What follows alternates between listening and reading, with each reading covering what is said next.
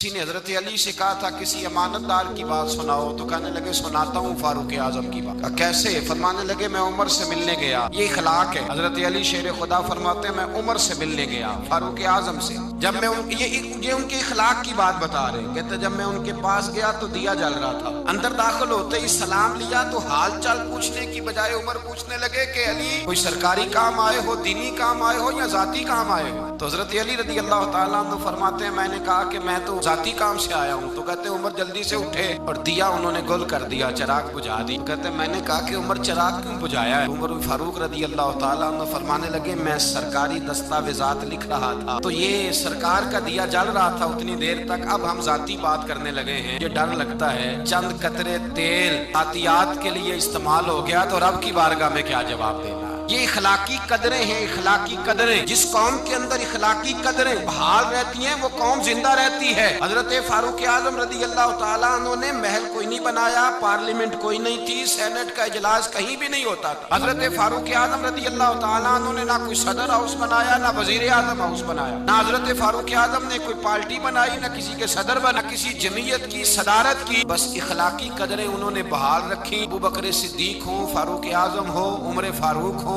हजरत उस्मान गनी हो या मौला अली हो, इनके इखलाक और किरदार जिंदा हैं तो ये लोग कयामत के बाद भी जिंदा हैं। इखलाकी कदरें जिस कौम की जिंदा रहे, जो इखलाकी तौर पे मर जाए इखलाकी तौर पर। हजरत फारूक आजम रदी अल्लाह ताला अन्हु माले गनीमत। हजरत उस्मान कहते मैं छत पे खड़ा था तो एक आदमी को देखा, दोपहर का वक्त है, सख्त शिद्दत की धूप चमक रही, नंगे पांव एक बूढ़े को देखा, ऊंट हाँकता हुआ आ रहा है। मेरे दिल में ख्याल आया इस बूढ़े को मशवरा देता हूँ कि जनाब छोड़ दें, ये आप इस उम्र में किस चक्कर में लगे हुए हैं, दुनिया सो रही है आप भी सो जाएं। कहते मेरे दिल में ख्याल आया कितना हरीस बूढ़ा है। आते जब वो मेरे करीब आए, मैं छत पे देख रहा था तो मेरी तो आंसू ही निकल गए। ये कोई हरीस बूढ़ा नहीं है तो उमर फारूक है, तो हजरत उमर फारूक रदी अल्लाह ताला अन्हु। मैं नीचे उतरा, मैंने कहा हुजूर क्या कर रहे हैं, गर्मी का मौसम है। कहने लगे ये माले गनीमत के ऊंट भाग गए थे तो संभालता फिरता हूँ। हुजूर किसी गुलाम को कह देते। फरमाने लगे हुकूमत मेरी है तो जिम्मेदारी भी मेरी है, हुकूमत मेरी है तो ड्यूटी भी। इखलाकी कदरें जब किसी कौम की इखलाकी कदरें, काजी शुनैर रहमतुल्लाह ताला अलैह हजरत अली शेर खुदा के काजी थे, हजरत मौला अली शेर खुदा रदी अल्लाह ताला उन्होंने मुतय्यन किया था। वो आए हजरत अली के पास, काजी साहब आके कहने लगे हुजूर मेरा इस्तीफा कबूल कर ले, चीफ जस्टिस नहीं बन सकता, मैं उमूर नहीं चला सकता अदालत के। अली ने फरमाया काजी साहब क्या हुआ? कहने लगे दो पार्टियों का मुकदमा मेरे पास था तो कल एक पार्टी 10 किलो खजूरें लेके आ गई है मेरे पास। तो हजरत अली फरमाने लगे आपने कबूल कर ली है? कहने लगे जरूरत थी मैं कबूल कर लेता। मैंने उनसे कहा है खबरदार, तुमने सोचा कैसे, झिड़क दिया है, कबूल नहीं की तो कहा फिर आप इस्तीफा क्यों दे रहे हैं? तो ये उम्मत मुस्लिमा की इखलाकी कदरें हैं, ये उम्मत मुस्लिमा का रंग है। अपनी मिल्लत पर कयास अक़वाम मगरिब से न कर, आस है तरकीब में कौमे रसूल हाशमी। कदरें हैं मिल्लत इस्लामिया की। हाजी साहब कहने लगे हुजूर उन लोगों ने मेरे बारे में सोच लिया है कि मैं रिश्वत ले सकता हूँ, वो सोच लिया है कि मैं पैसे पकड़ लूंगा, 10 किलो खजूरें ले आए। जिसके बारे में कौम सोच लेना कि रिश्वत ले सकता है, सोच भी ले, बंदा काजी बनने के काबिल है, काजी बनने के काबिल नहीं होता। लिहाजा उन्होंने चूंकि सोच लिया है, लिहाजा अब मैं अपने इखलाक को इतना बुलंद नहीं जानता कि मैं कुर्सी अदालत पर बैठकर मुकदमे कर। जागे सोचे इस पहलू पर गौर करें। कटती हुई कदरें, कटती हुई और टूट कर बिखर गया सारा इखलाक, बरान से लेकर पियन तक। इस मिल्लत का रोना ये नहीं कि यहाँ सदर करप्ट आया है, वजीर आजम गलत आया है, विफाकी वज़रा बुरे आए। इस कौम का रोना ये है कि रेडी वाले के पास फल लेने जाओ तो सामने भले भले लगा लेता है और पीछे वाली साइड पे वो छुपा के बुरे फल लगा लेता है। इस कौम का रट्टा ये नहीं है कि इस कौम के अंदर है वो लोग ब्यूरोक्रेट थे, दौलतमंद थे, उन्होंने लूटा है। हाँ तो हाल ये है कि स्कूल के अंदर जो पढ़ाने वाले असातिज़ा और इलाज करने वाले डॉक्टर हैं वो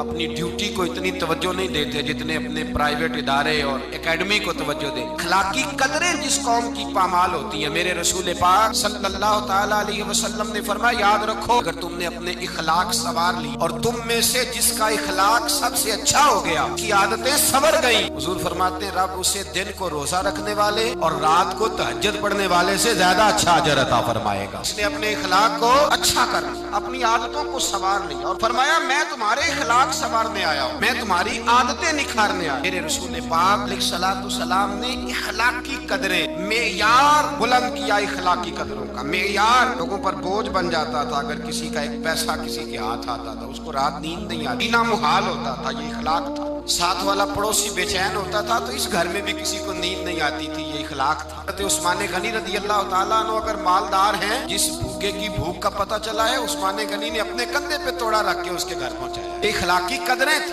हजरत बिलाल हबशी रदी अल्लाह ताला अन्हु का रंग काला है, होंठ मोटे हुए नहीं है, लेकिन वो जब भी आके खड़े होते थे सारे कुरैशी हाशमी खड़े होकर उनका इस्तकबाल करते। इखलाकी कदरें जिस कौम के अंदर मजबूत होती हैं, हमारे तो घरों में सत्यानाश हो गया इखलाक। बेटा शिकायत करता है, मैं हुकूके वालिदैन पे बयान कर रहा था, बच्चा बाद में मुझे मिला, कहने लगे साहब दुखड़ा भी सुन लो थोड़ी देर के लिए। हमने बड़ी अजमतें बयान की माँ बाप की, दुखड़ा भी सुन लो। मैंने कहा सुनाइए। कहने लगे अगर अब्बा राजी उससे हो जो जेब ज्यादा गर्म करे, अगर अम्मा गीत ही उसके गाए, अम्मा को पैसे ज्यादा कमा के ला के दे तो मैं गरीब हूँ तो बताए मैं अम्मा को राजी कैसे करूं। जहाँ इखलाकी कदरों का ये हाल हो कि बच्चे सोचने लगे पैसे होंगे तो बाप राजी होगा, पैसे होंगे तो अम्मा राजी हो। मेरे मुस्तफा करीम अलैहिस्सलाम सहाबा के इखलाकी पहलुओं पे तवज्जो देते और हिलम का, हौसले का, तहम्मुल का, बुर्दबारी का, सखावत का दर्स देते। इसीलिए इखलाकी कदरें बड़ी मजबूत थी। हजरत सैयदना बिन ज़ैद बीमार हो गए। इमाम हुसैन को किसी ने बतला कि मेरे रसूल पाक का गुलाम बीमार हो गया है। हजरत इमाम हुसैन तीमारदारी करने गए, कदम रखा,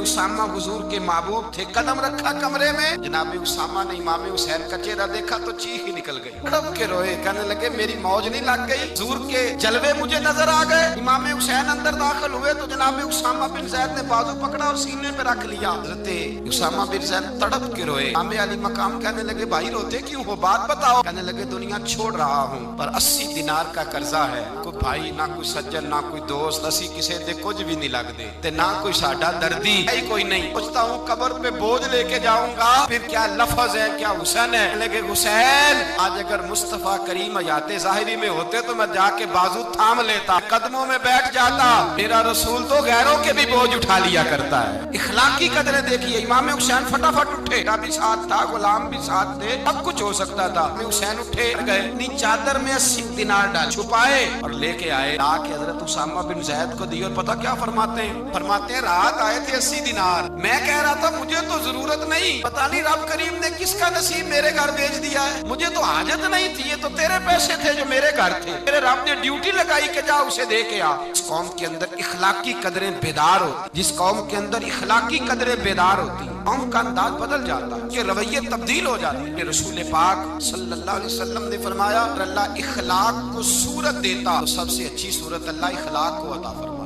सारा दिन कंगा की, सारा दिन शीशे पे खड़े रहे, सारा दिन आईना देखा। ओ भाई गर्दन झुका के दिल भी देख लेता तो मैल कोई नहीं फिर तू बड़ा हसीन है, अगर बुग़्ज़ कोई नहीं फिर तू बड़ा प्यारा है, अगर हसद कोई नहीं फिर तेरे अंदर बड़ी रोशनी है, अगर तू किसी का दुख बांटता है तो फिर क्या बात, अगर तुझे किसी पे शफकत आती है फिर क्या बात, अगर किसी के रोने से तेरी आंखें भी रो पड़ती हैं फिर तू बड़ा ही आला, फिर क्या बात।